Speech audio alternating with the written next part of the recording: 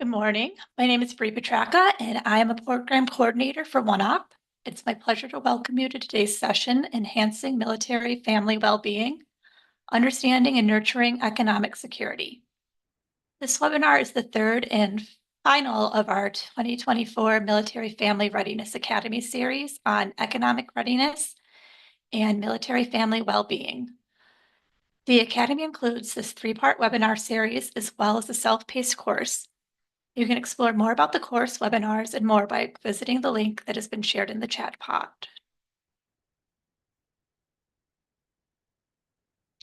In case you're joining us for the first time, I'd like to give a brief tour of our webinar platform so you can find your way around. Hopefully you are currently able to view the slides we are sharing. If you are not able to see them or have any other difficulties, please email us at contact@oneop.org for tech support. As some of you have already done, we look forward to having you join us in the chat pod for conversation and questions. To embed the chat pod so you don't miss any links or conversation, simply place your cursor over the shared slides. You will then see a toolbar pop up across the bottom of your screen. From there, just click the chat bubble icon. When typing questions or comments, please be sure to select everyone from the response options drop-down menu so everyone is able to view them in the chat pod. Note that the slides and resources are available for download on the event page for today's session. We'll be covering continuing education information at the end of the webinar, so please stay tuned at the end if you're interested in continuing education credits or a certificate of attendance. Finally, closed captioning is available for this webinar. You can turn on the subtitles via the Zoom toolbar. Thank you again for joining us as we continue our partnership with the Department of Defense and the U.S. Department of Agriculture to expand the readiness, knowledge, and networks of the professionals supporting our military service members and their families. It's my pleasure to introduce today's speakers. Dr. Keith Tidball is the Family Transitions Principal Investigator for OneOp. Dr. Tidball is an environmental anthropologist and naturalist who serves as the Assistant Director of Environment and Natural Resources for Canal Cooperative Extension, while also serving on the faculty of the Department of Natural Resources and the Environment at Cornell University. Dr. Chris Klein works with the Lifespan Caregiving and Leadership team for OneOp. He is an Emberley Professor, Family Professor for Outstanding Public Service Emeritus at West Virginia State University. And I will turn it over to them now.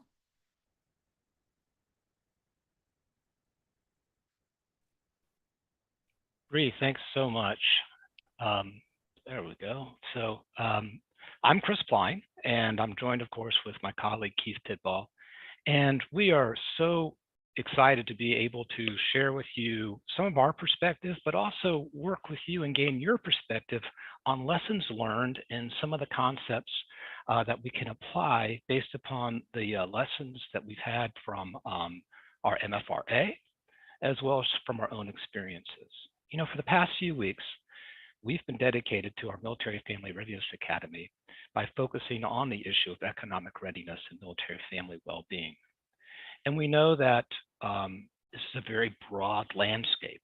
And those of you who have taken the course know that one of the things we really want to try to do is to identify features in the landscape, this complex landscape that we navigate, and helping families realize economic security, financial well-being, and overall well-being.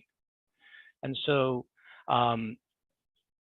as we think about the work that we do and think about the lessons that we've learned over the past few weeks, what Keith and I want to do today is we want to provide somewhat of a retrospective on the MFRA in general, teasing out some of the big lessons learned, as well as focusing a bit more on issues relating to health and well-being and their relationship to economic readiness and family well-being.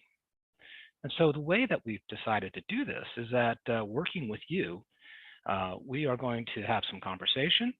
We're going to explore some big picture issues while also exploring some very specific aspects. Undergirding all of our efforts is the recognition that you, as military family, helping professionals play a crucial role in helping to empower others.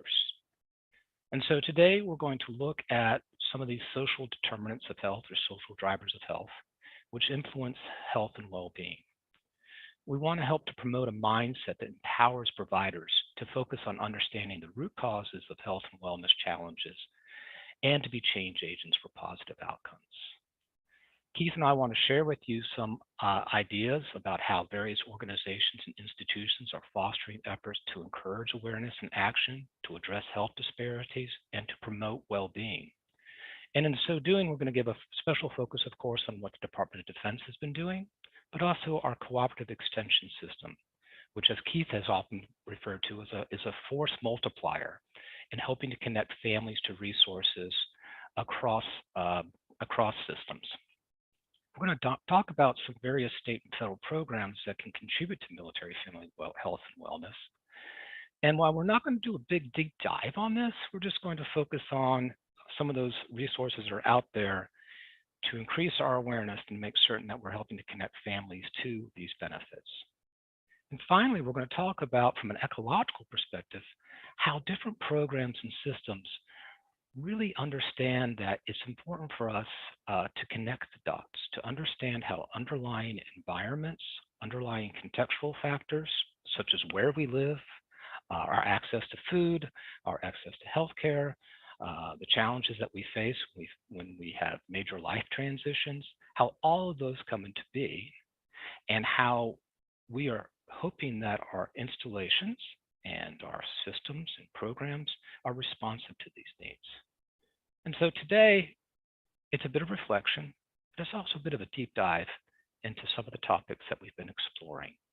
And so it's a good time now to move forward and think about some of this in detail, especially in terms of the work that you all have been doing.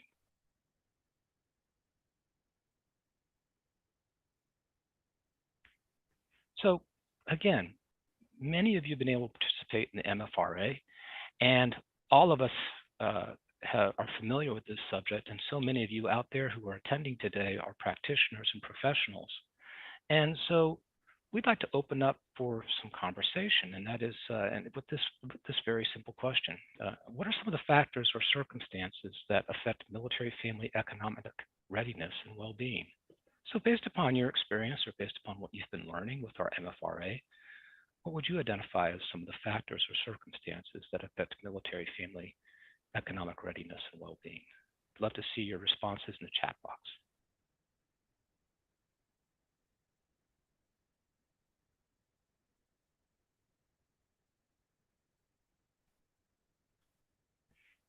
Frequent moves, cost of foods, the PCS process, inflation today, limited resources, PTSD, spousal employment,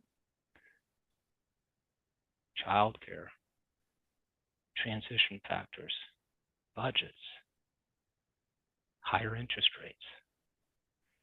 These are all excellent illustrations of some of the challenges that we are facing. And from your perspective, it helps to emphasize what Keith and I will be talking about, which is an ecological or environmental view of these things.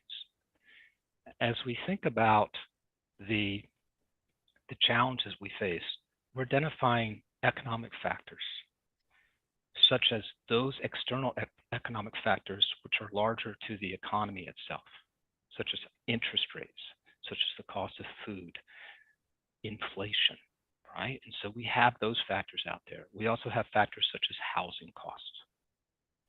We also realize that other factors can affect our ability to earn income. It might be the PCS process, which creates special challenges for spouses, right, as we move from one place to another. It's the need for dual income.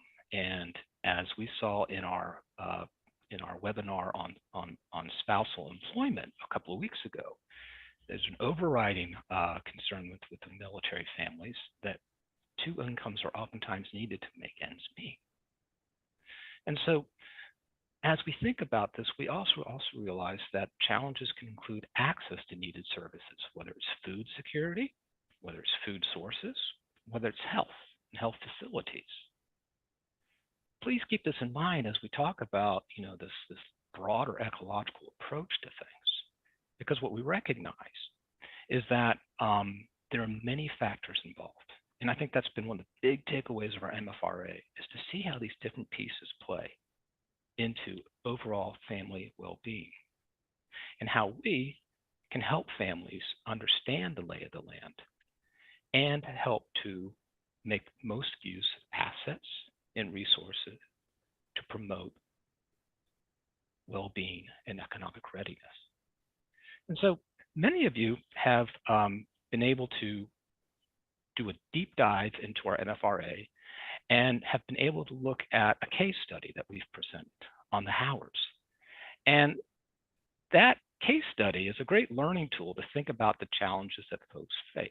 And so we know that in our case study, Joseph Howard is the service member, the active duty service member. He enters the military, and early on, he meets his future wife, Margaret, and they marry. She's a civilian. She becomes a teacher. And after a few years of marriage, they have a child.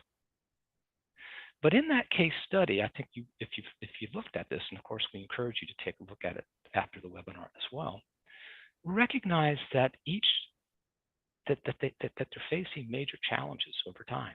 And these are challenges that relate to caregiving, education, job opportunities, health.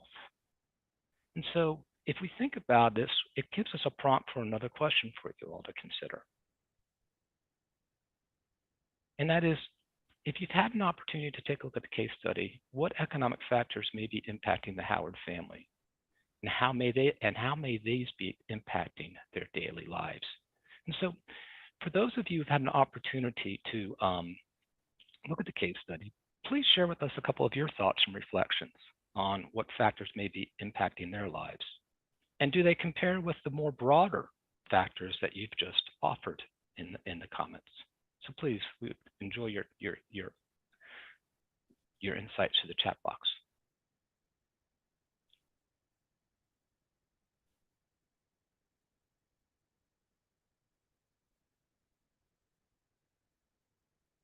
Taking care of parents.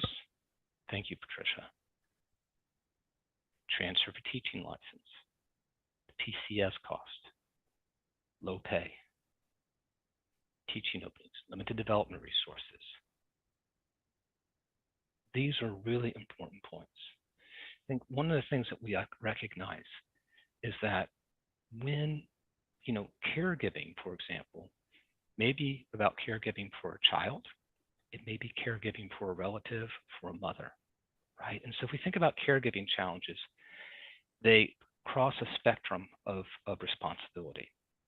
And oftentimes families face trade-offs. And so in the Howard case study, that's one of the things that we see is the trade-offs that are involved for the family in terms of caregiving. There's also the need to access resources. There's also some of the barriers that we face in the PCS process. With the MFRA, and especially with the course that we had on economic readiness,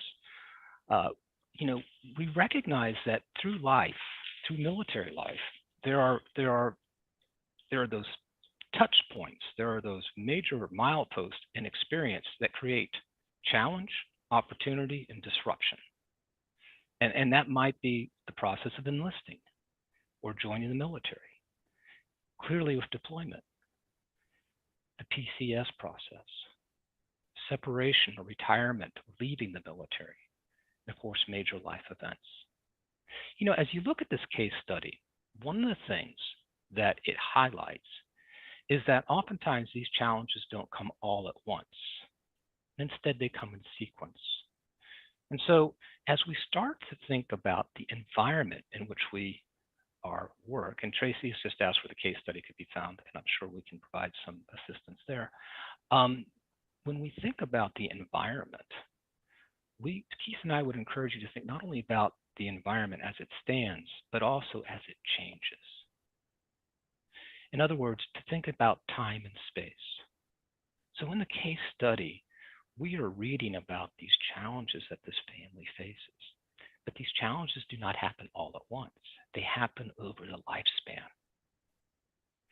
And that's one of the big takeaways with the MFRA is that over time, there are going to be these major touch points in our lives, where it becomes more important to access resources, where stark challenges really start to present themselves in those trade-offs in terms of career and caregiving. As services and the resources that we need may change, there may be a greater demand for them. And so our perspective here is to think about the big question. And the big question is, the environment in which we live. And that environment includes, not only the physical environment, but our relationships, the institutions, the programs, the economy, you name it. The environment determines, the big question is whether this environment determines who we are, or whether we can make use of features of the environment and even change the environment for our own purposes. So when we utilize an ecological perspective, which Keith and I are going to be now talking quite a bit about, we're not just talking about the fact that the environment determines who we are. We know that as individuals, we have agency. We have the ability to work with the environment. And collectively, we have the ability to address challenges with our environment, our social, political, cultural, economic environment, and to try to develop resources and programs to make the most of the assets of our environment, but also allow us to address some of the challenges that we have. This is not just a philosophical question. It's an essential practical question that relates to the development of programs, policies, and practices affecting the lives of individuals, families, and communities. As we talk today about the role of the cooperative extension, we talk about the Department of Defense, we recognize that program leaders, that practitioners are responding to environmental factors through their programs. They're seeking to connect the dots that affect the well-being and lives of individuals, families, and institutions like the military. So by looking at things from an ecological context, we can gain a better understanding of how conditions and situations can influence human behaviors and circumstances. And while, again, some of this sounds very philosophical, very abstract, very theoretical, the thing that we want to emphasize today is the practical application that this type of perspective brings as we do our work, as we design policies, as we evaluate and assess situations. And so this leads us to a sense of how this is being addressed by different institutions.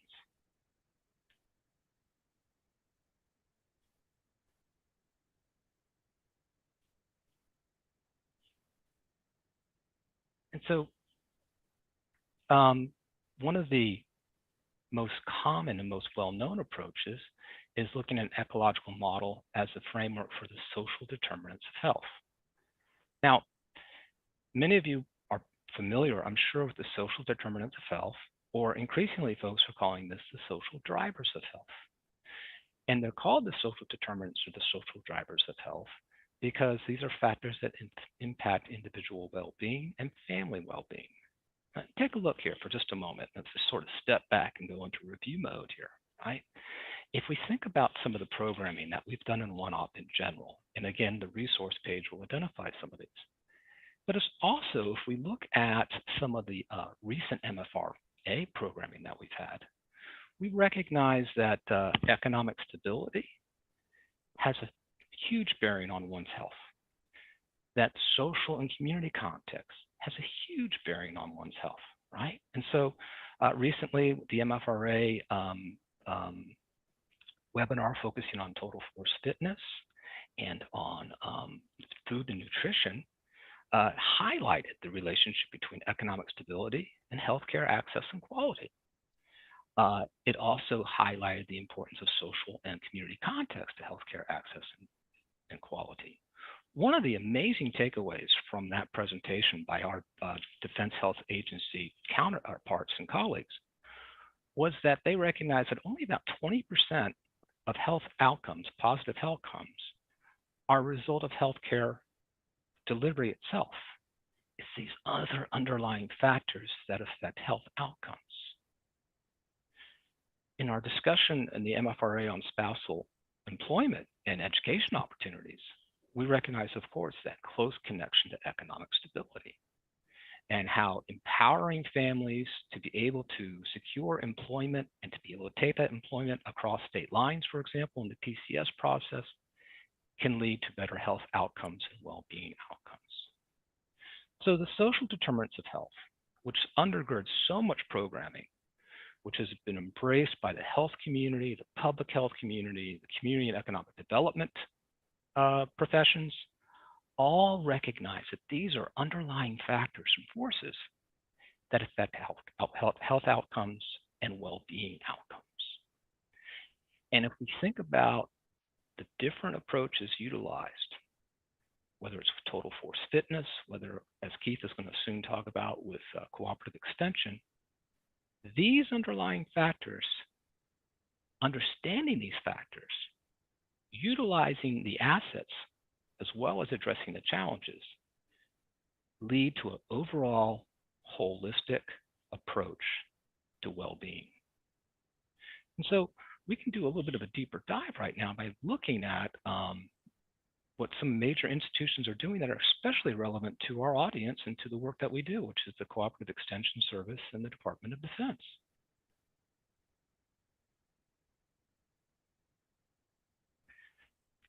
You know, again, that ecological perspective allows for organizations and institutions to develop more resilient and adaptive programs and systems to address individual, family, and community well-being.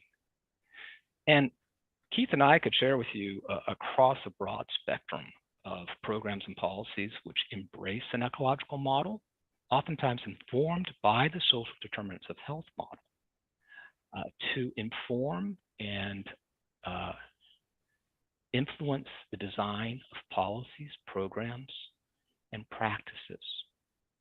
And two approaches which are of special interest to us today, obviously, are the Cooperative Extension Service's Health, Equity, and Wellness Framework, as well as the Department of Defense's Total Force Fitness Framework. We are so fortunate to have Dr. Keith Tidball with us today because, Keith, I know that you've worked in both of these domains, and I've already been talking quite a bit and have not been sharing the dais with you. I apologize. The virtual room, I've been kind of just lecturing away. I guess I'm known to do that, right, Keith? Well, it's great to hear your perspective, Chris, and it's also a pleasure to be here in this venue with you and to be with all of you today. It's been a little while since I've been able to address a group like this, a couple of months perhaps, and I'm happy to be with you to talk about what Chris is exploring in this space, especially the cooperative extension system, which is where I have been involved in military families and veterans work and other work for over 20 years. And since its very earliest days, this cooperative extension system has played a very important role in improving the health of the nation. It's a nationwide system. Most of you probably understand cooperative extension resides in the domain of the U.S. Department of Agriculture, a sister agency to us working with DoD. And much of that early work that extension has been involved in has been about promoting healthy behaviors. But since some of those early efforts, we've learned, and this is a lot what Chris has been talking about here or leaning into, we've learned that the context in which people live has a far greater impact on their overall health than their personal health behaviors. And that's that sort of ecological approach. And interestingly, and I'm glad that Chris, we can have a little dialogue on this. It's interesting that even the term ecological, its origins have to do with thinking about these things in terms of what happens in the house or the hearth. It's a systems perspective that is useful in the context of military families and you all as military families practitioners. And then translating this sort of health-related knowledge that the land grant system, all these land grant universities have in ways that help people make healthy choices, that is going to remain a big part of cooperative extension's work. But, and this is an important caveat, with only 30% of an individual's health being determined by their behaviors, a more comprehensive approach to improving population health is what we're after. And so Cooperative Extension's national framework for health equity and well-being, as Chris mentioned, emphasizes a kind of dual approach for Cooperative Extension's health-focused work, which I think is going to be important to many of you. One dimension of that work involves continued efforts to help individuals make healthy choices. The other involves engaging with residents of a community, and that community is both the community outside the boundaries of installations and inside the boundaries of installations, to identify and address the barriers and challenges to achieving optimal health. And given that Cooperative Extension has powerful reach in every single state and territory in the United States, and also you might not know this, but a presence in every county in the country, it maps nicely to where our installations are and even where our geographically dispersed service members are working in the National Guard and Reserves.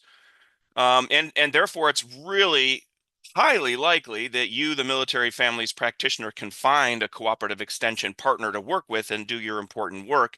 And so we want you to see the Cooperative Extension system and your local extension teams as an integral part of this larger military family readiness system. And I believe in the previous slide, Chris had put in the link of the national framework, but if somebody wants to put that in the chat for easy reference for folks, that would be helpful, I think, as well. And Keith, it's such an important point that you make about the Cooperative Extension Service. And sometimes the Cooperative Extension Service, people know that, for example, the phrase that's often used at the local level is what? It's extension agents, right? And so you may have heard of the Cooperative Extension through some of its programming, like 4-H or Master Gardeners. And you may have also heard about Cooperative Extension through the people on the ground who do so much of this work, oftentimes called extension agents. But Keith, just to reiterate, extension is very accessible to helping professionals, right? It's exceedingly accessible, and I like that Denise has posted in the chat that she's experienced using Cooperative Extension agents or educators for healthy cooking classes. And I think I like that play on words there, thinking about the change agent and extension agents. Yeah. The interesting thing is that the diversity of experience and expertise that you'll find in a Cooperative Extension office, county office, is unbelievable. And then they have everything from food and nutrition, all what we would think of in the social sciences as the human sciences, or in the old days they would call it home economics. It's far beyond home economics. It's the economics of the family or of the house or of the hearth or the ecology of our lives. And Yeah. there's also lots of other resources in spaces like natural resources, forestry, fisheries, wildlife, agriculture, gardening, fisheries in the marine environment, and so on. Yeah, and it's like, later on we're going to be talking about the role of military family professionals, support professionals, that are connectors. And when I think of connectors, I think of our extension professionals, our extension agents as a great example of that. And another big takeaway too about the Cooperative Extension Service and system for us to keep in mind is also that, as the balancing military spouse employment with family economic well-being webinar emphasized, our colleagues in that webinar emphasized, about 76% of all military families live off installation, relying upon those crucial services that are offered outside the gates, if you will, in the community. And again, extension is a great connector for that. But also a big takeaway from that presentation is that military families living off installation need to be aware of the resources and the programs and the services that are available inside the gates at the installation level, and of course across the DoD system. And so that kind of does lead us to this notion of military total force fitness as another example of taking an ecological perspective and putting it to work. Keith? Yeah, I think that, the point that you raise about those connectors is something we've heard a lot about over the years in the framework of community capacity building and the importance of outside the gate, if you will, of the installation and in the communities where so many of our military families live. Here is this resource that is simple handshake between you all, military family practitioners, and the cooperative extension there can help not only to address some of those military family challenges that we're here to confront and to to help and to be catalytic in aid in assisting the family. But at some level, this is all about the soldier, sailor, Marine, Airman, and their readiness. So this Mhm. total force fitness concept is first of all developed and deployed in a way to make sure that those folks are as ready as they can be, appreciating this comprehensive ecological notion that it's not just ready in terms of your equipment and your and the technology that you need and your training. It's also these other domains. And so the total force fitness model is something that I've been pleased to be working with cooperative extension partners for quite some time in the Building Healthy Military Communities initiative. I like to see here that Nina has mentioned the Utah State Extension. That was one of the early adopters to these handshakes between DoD and extension state level programs and local programs as well. And it's important to point out here that all these domains interconnect to this notion of total force fitness, as you see in the slide: the social, the physical, the environmental, the medical, the spiritual, the nutritional, the psychological, and the behavioral. They're overlapping, and each one of those domains has a series of factors that are important for the service member, and they're every bit as important for the family member who's in support of that service member to ensure that service member's readiness. One of the things that's kind of interesting is that the environmental slice of total force fitness or domain is what I would think of as uh, a place where there is opportunity to do more. Currently, when we think of total force fitness for the service member, we're kind of wrapped around the axle, if you will, of some of the environmental threats that are out there, and that's not to dismiss to dismiss or diminish those environmental threats or hazards, but there's all this opportunity in that environmental domain of total force fitness, some of which we're going to touch upon today, that we could leverage in order to improve total force fitness, not only for our service members, but for the families that I- we serve. Absolutely, and it reinforces this notion of agency, if you will, that the environments that we live in, whether they're the physical environment, which I know you're going to be talking a bit about, the natural environment, and or our constructed environment, say of our social institutions, our programs and policies, that these just don't determine outcomes. Increasingly, we call them drivers, right? Because we realize that we can harness these factors, we can harness these these uh, resources or these factors or these aspects of the landscape for positive ends as well, or to correct issues. And I know that that's something that you're particularly interested in.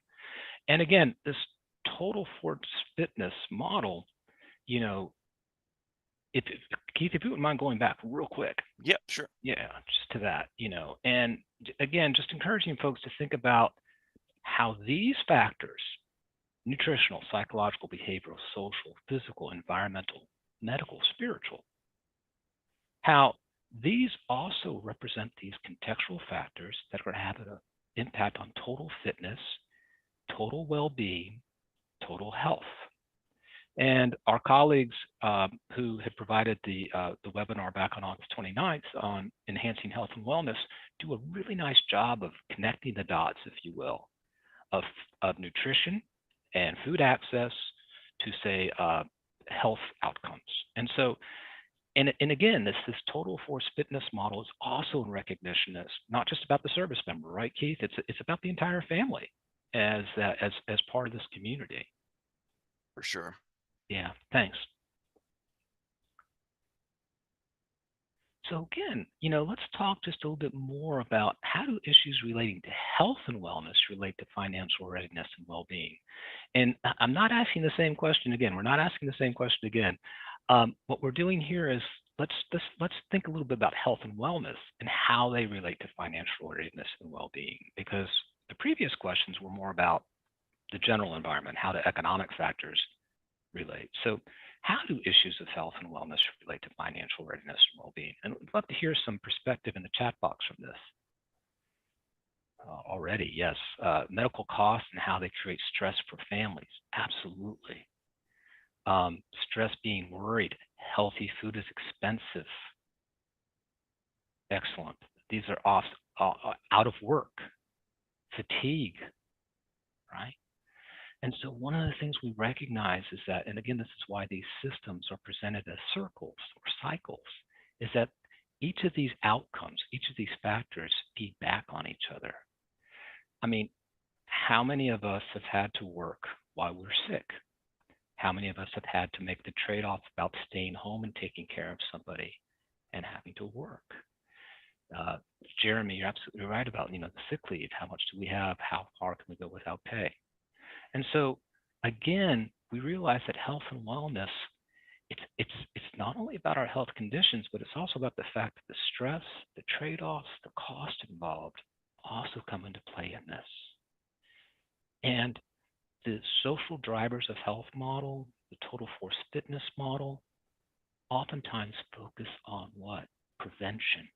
They focus on preventing these situations, providing resources to fill the gaps, if you will, to alleviate stress, to provide respite for a caregiver, to try to create opportunities for economic opportunity and employment, so as to lessen the level of stress, to provide people with access to healthy foods, quality housing, recreational activities, which are so important for health and wellness. And so we realize that if these factors cannot be addressed, if we don't take into account these elements of the landscape, these features of the landscape, that it can have a negative feedback and lead to chronic conditions, lead to long-term challenges, which only make situations more difficult. And again, this is very practical, right? It's very obvious to us. But as we develop programs and services, it becomes crucial for us to continue to be very cognizant and conscious about how these factors are linked. And so it allows us then to think about what might be happening out there. And so it's a good time to think about some of the resources that are out there and some of the practices. Thanks everyone for your input, by the way. As Keith and I were talking about this webinar, reflecting upon the MFRA, one of our conversations, we talked about the fact that financial readiness for economic well-being is akin to maintaining a diversified portfolio of resources and assets, right? So, to go back to, like, say, just our income, we recognize it's important to save for retirement. We recognize it's important to have a rainy day fund. We recognize it's important to have a steady stream of income through a job. And it's important for us to budget. It's important for us to have a diversified portfolio of resources and assets as we go through our economic lives. One of the things that we need to recognize is that health coverage and benefits are part of this diversified portfolio. And it's worth our consideration to step back for just a couple of moments and think about this. Think about this as we as individuals, but also think about this in your role as a professional working with others. Because just as many of us seek the services of a financial planner to help us understand our portfolio of resources and assets, interest rates, etc., we also might want to think about how insurance, health benefits become part of this portfolio, and that we also need to be informed consumers and also informed professionals and practitioners in helping folks understand these resources. Now, our OneOp programming, not only with the MFRA, but across our programming areas, offer a significant amount of material and learning resources on major healthcare assets, including TRICARE, ECHO, Veterans Health, Medicare, and Medicaid. And also, clearly, Military OneSource also offers a lot of valuable information. For us as professionals and practitioners to be able to provide information for others, it's helpful for us to be aware of these programs and how they can reach and help families.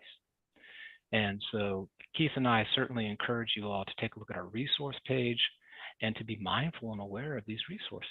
We know from practical experience oftentimes that a lack of knowledge about services that might be provided by TRICARE or the Extended Care Health Option or the ECHO program means that a family may take on a hardship, may take on a challenge that may not otherwise have to.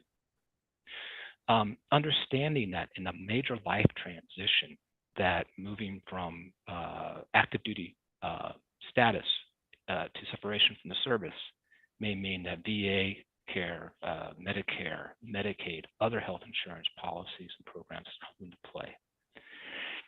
If we think about our major life journey through the military lifespan, if we think about those touch points, those major touch points, we know that healthcare coverage and benefits can become crucial in major life transitions, as we've discussed throughout the MFRA, right? So the birth of a child is going to emphasize and prioritize separation from the military, and having new benefits, new insurance coverage is going to be a big changer, right? A family member having health crisis or healthcare needs gives us a lot of focus on this. And so we recognize then the importance of our knowledge of these programs. And again, we think about some of the priorities that we have, we realize that these are major resources that can help in these touch points. Keith, it's got me thinking about what some of the institutions are doing, such as the VA and the Department of Defense. Yeah, there's a number of things that we can talk about. I think you've talked a lot about some of the things that are probably more familiar, and perhaps on this slide there's a couple more things that you might want to mention. But I'm looking forward to talking about a couple of items that are generally not on people's radar screen, but might be interesting, exciting, and perhaps useful in a prescriptive kind of way. Yeah, I think so. And I think what you have to say is quite interesting. And again, just recognizing the importance of military family support professionals becoming connectors and trusted guides and informed about resources that are out there. Again, understanding that Medicaid, the VA health system, TRICARE, and the Defense Health Agency in the system, I should say, have all sought to understand these underlying factors that are involved, and take more of a systems or ecological approach to addressing healthcare delivery and services. And I just want to leave one thing, because I want to invite Bree to put this into our chat pod. Secretary Austin, just about a week or so ago, on September 13th, outlined some new initiatives that the Department of Defense is undertaking to address some of these challenges, and really reflects this systems approach in terms of emphasizing the need for housing supports, emphasizing the need for spousal accommodations and employment opportunities. The Secretary outlines a new healthcare flexible spending account, which allows families to take up to $3,200 in pre-tax income to set that aside to address things like co-pays and deductibles. And and this builds upon the Secretary's previous efforts and priorities about making the military health system more accessible and more responsive, whether that includes civilian providers, whether it also includes more telehealth options, and a focus not only on physical health but behavioral health. All of these are good examples of how a systems approach, a more holistic approach, is being embraced by the Department of Defense, and actions are being taken to move forward on that, to move the needle. But Keith, I want to turn it back to you, because you have some fascinating aspects that comes back to that total force fitness model and that cooperative extension model of engaging people with their environment. So I want to turn it back to you. Yeah, thanks, Chris. And I think all of those things that you were just describing are very important, and I'm grateful for this new release and new sort of perspective that's coming out here that you touched upon. And it just goes back to, first, the importance of seeing the environment as one of the domains in total force fitness on one hand, and on the other, the things that we said about the Cooperative Extension's National Framework for Health Equity and Well-Being, emphasizing that context in which people live has a far greater impact on their overall health than personal health behavior. So we're talking about the environment in both cases. And the crosswalk there perhaps is, well, what about the environment? Is it place? Is it activity within the environment? And I think, we've talked a lot today about the many transitions, which is the area that I'm focused on in OneOp, and how they are, some of those transitions can be disruptive without the right tools and opportunities in terms of people's health and well-being and their financial health and well-being. Well, some interesting news about that is that both the VA and the Department of Defense are exploring this concept called outdoor RX. I've talked a little bit about this in a different webinar, and it's actually about prescribing time in the outdoors for its health-giving benefits. And I'm going to do a quick little side trip down that path here with you all today. But before I do, I want to just say that when we think about transitions, what's the one thing that is in common in every single place that we go? And whether it's OCONUS or CONUS, whether it's an installation or a small depot, the thing that's in common is that there's an environment within which we live, and it's an environment that we have to understand brings healthful benefits potentially to us if we know how to access that. So, and I do see some activity over in the chat that I'll keep an eye on.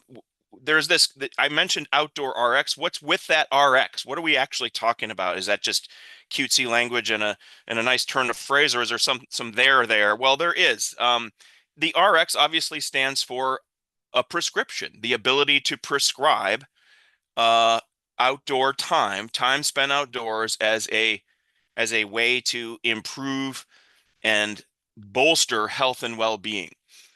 It's challenging to think about that as a prescription, both for the VA system and for our other sort of healthcare systems, because people continue to unfortunately think of time spent outside as nice to do territory instead of, important, fundamental to your health and well-being. And again, going back to that context in which people live their lives, as opposed to specific health behaviors. So what we're talking about is prescriptive. We're talking about the ability to actually say, this is something that you should go do. Here's your prescription. You're allowed to.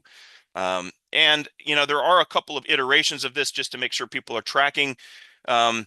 RX is being used in a couple of contexts that you should be aware of. Parks RX, that's more formal park centric, like the parks in larger metropolitan areas or national parks and state parks that are great places to go recreate.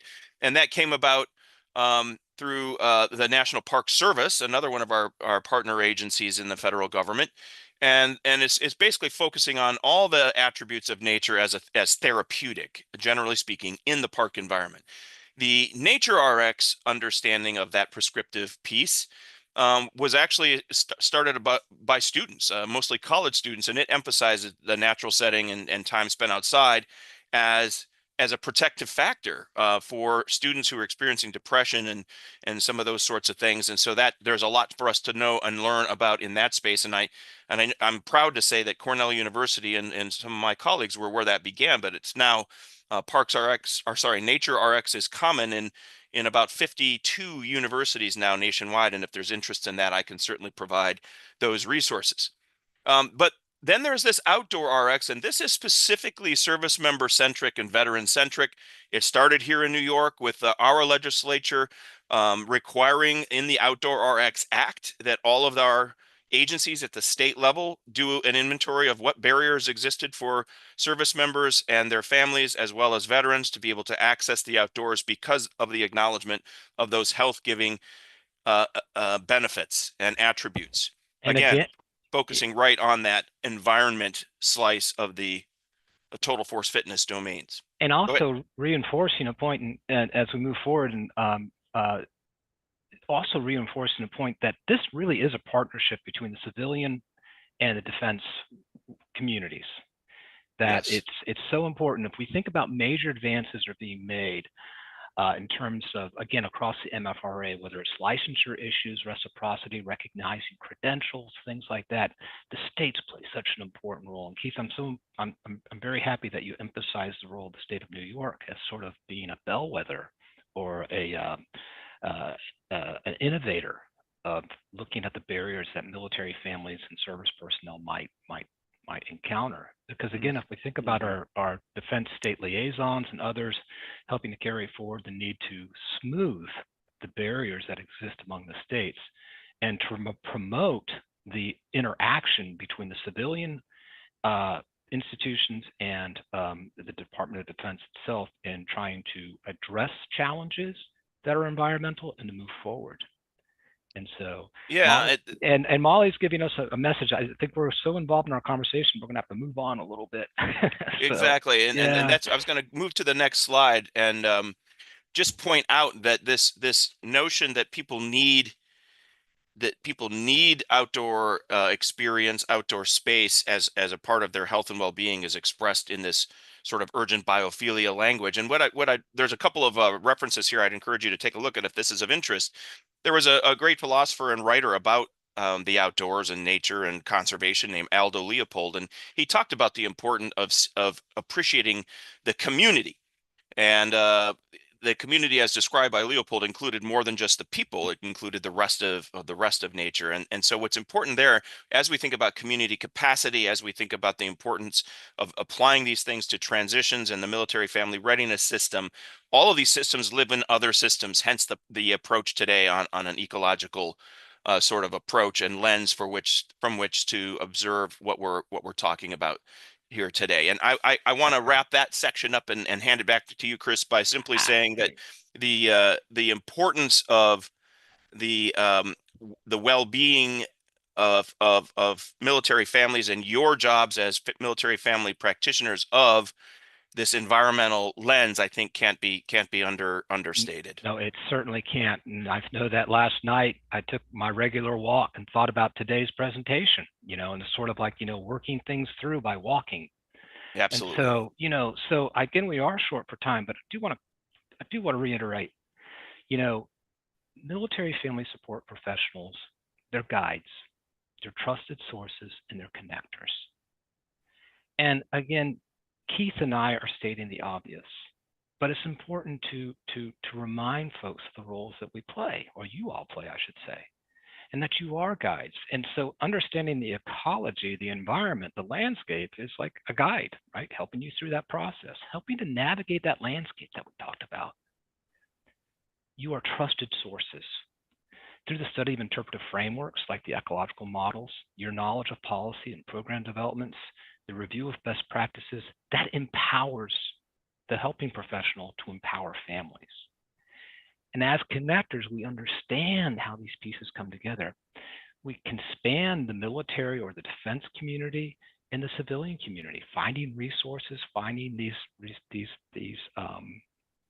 assets that we can build from, but also address challenges. And so as we go forward, one of the things, Keith, I'm going to ask you to speak very briefly about as we wrap up is the importance of capitals, because I know that you've done some work in this area. Okay, so if we can move forward to that, and we're going to go ahead and skip this question, and we're going to skip this one too, but we'll wrap up with those, if you will.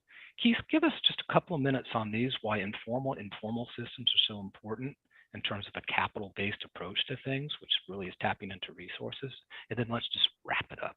Yeah, I think it's important to think about these things in terms of capital because of the emphasis on financial readiness and financial well-being as it relates to greater well-being of military families. And the formal systems we kind of are aware of, and some of you have touched on these in the chat, the importance of a robust health system, those services being available, especially if you've just transitioned to a new installation or your family has just moved from the post, off post, or whatever it may be, and also the value of you, the practitioners, and others that are your helpers and colleagues doing this work. But the informal systems and their capitals are sometimes some of the underrepresented, but maybe some of the most important in terms of the capacity of a community to enhance the well-being and sort of the robustness of the military Yeah. family to support their service member, friends, family, neighbors. And I would say that those two things together, those informal systems and those capitals and those formal systems together, all together, Uh, are the ecosystem within which we need to be yeah. aware and be able to I- manage it. And I think that's so helpful. And Keith, I know you've done so much work in this area of capitals and community capacity, and really have informed so much of our programming with your perspective. You know, it does come back to this notion that these informal systems, especially our friends, family, and neighbors, are part of that social context, right? And that social drivers of social determinants of health model. And collectively, together, a sense of community, we can make great strides and we can capitalize on assets and have positive outcomes. And isolation can lead to negative outcomes. And so these informal systems, interacting with formal systems is so important. Those of you in our audience today, those you all who provide support for families, you know how important word of mouth is. You know how important communities and families and neighborhoods are to helping connect folks to these formal systems. And so as we wrap up, we're going to ask you not so much to answer this question right now, because we are a little bit tight on time, but we would encourage you all to think about what are some examples and programs and initiatives within the military and the cooperative extension system which help you in your work. And rather than ask for feedback right now, we'd ask you to reflect upon this. The Military Families Readiness Academy has allowed us to really look at this environmental ecological span. It was one of the foundations of the very first course, that self-paced course that you all are welcome to take.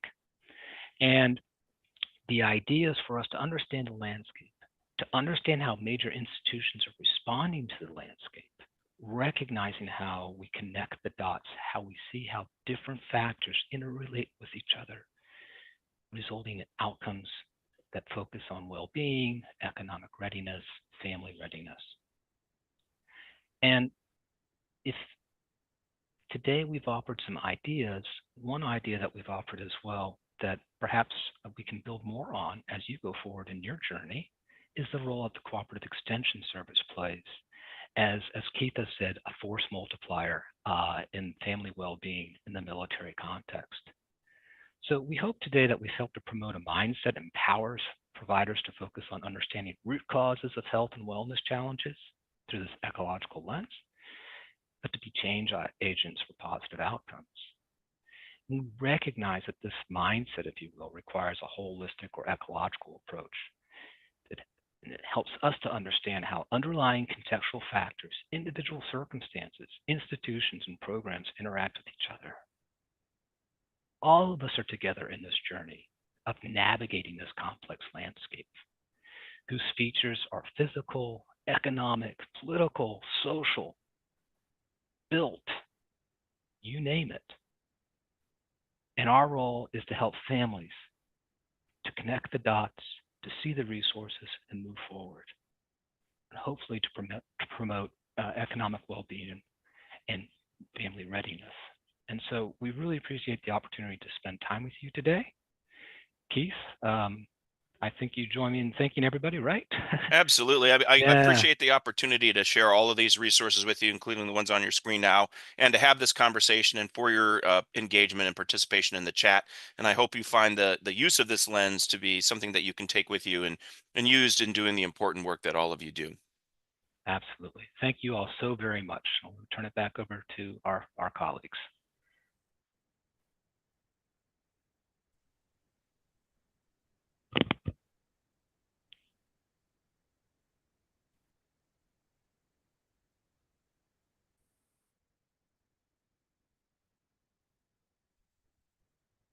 Thank you for joining us for today's session as part of the Economic Readiness and Military Family Wellbeing Academy series.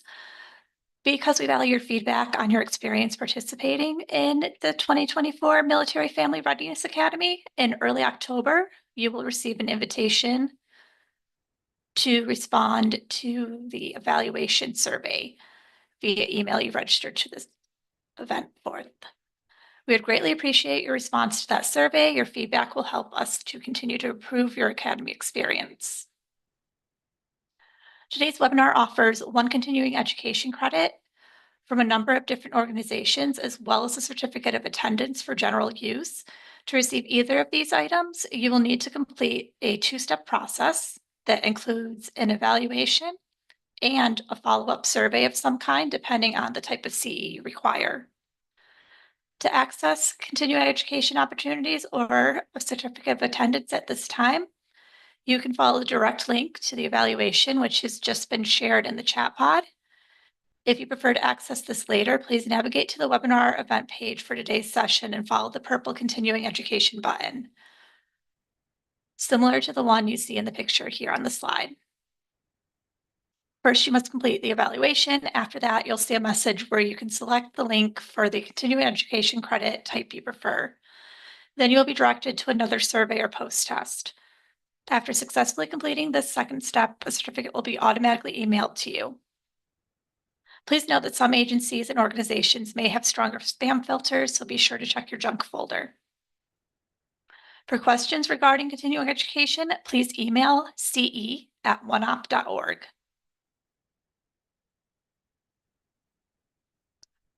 We have an upcoming event.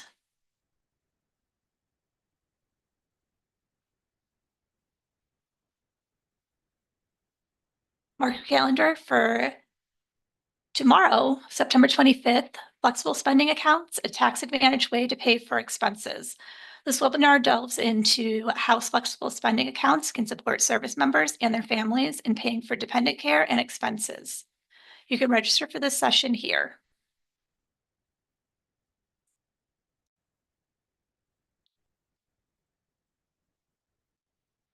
Be sure to visit us our website, oneop.org, to explore upcoming events, articles, resources, and more. You can also find us on Facebook, Twitter, LinkedIn, and YouTube. We will stick around for a few more minutes for those who may need to grab any links or information from the chat. We thank you all again for attending and wish you a pleasant rest of your day.